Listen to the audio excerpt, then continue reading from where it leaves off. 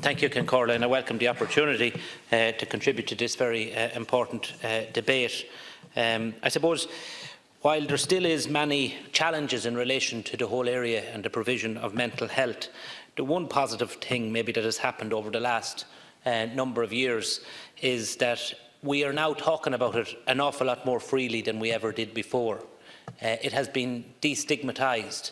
It is okay for people to talk about their mental health in a way that they never would have normally done, and they don't feel, I suppose, vulnerable from doing so. And in that regard, I welcome the fact that we have, on a regular basis, debates such as this in the Dáil.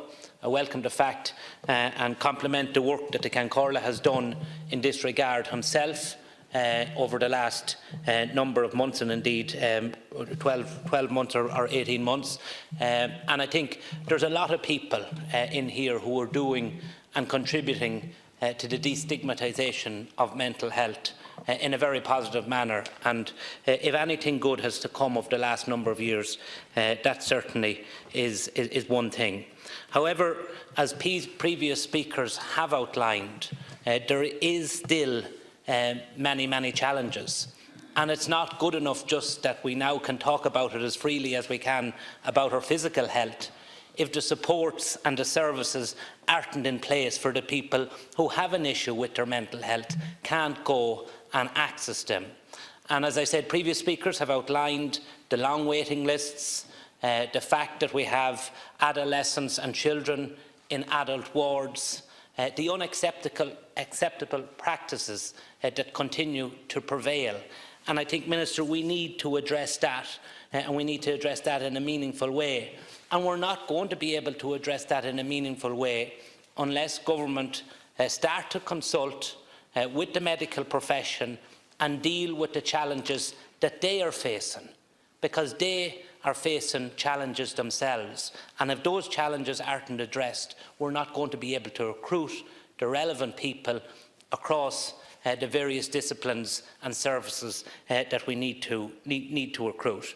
I want to take the opportunity in the few moments that I have to speak to compliment the many community and voluntary and not-for-profit organisations who, without them, the waiting lists would be far more severe.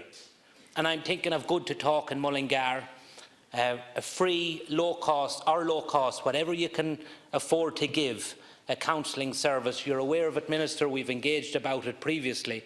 And the challenges and the bureaucratic form filling and procedures that they have to go through every year to get a very small percentage of their annual funding from the HSE. The Transformative College in Mullingar, a group of people who set up a cafe and a place where people can go, can learn new things, can engage with other people. They don't even have a permanent home anymore. And a cafe in Mullingar is allowing them use their facilities a number of nights a week when they're closed. They're operating on a shoestring. And again, you know, when they go to the HSE seeking funding, there's obstacles, there's blocks put in their way. Instead of saying, you are doing fabulous work, how can we help you? How can we make it easier for you?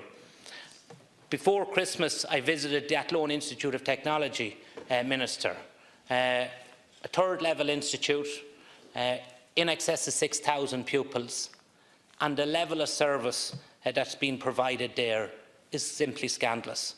There was a protest on where the students themselves were protesting, saying, we need greater supports. And it is that time in life when people transition from a family where they have the supports of their parents at home, their home supports, moving in, maybe moving out, living on their own. And if I'd ask you to take anything on board from what I say today, Minister, will you look and see how can we give dedicated supports for that cohort of individuals, and I'm talking about third level, and I'm using Athlone Institute of Technology as an example. You need to go back, Minister, and look at the good work of the cross-party group on mental health, an initiative of my colleague Deputy Brown. It was embraced by the government. Unfortunately, it was time-specific, and I think you need to now look at reconstituting that committee and let us work together in a collaborative approach to see how we can address the many challenges that currently exist in relation to positive mental health. Thank you, Deputy. Now, Deputy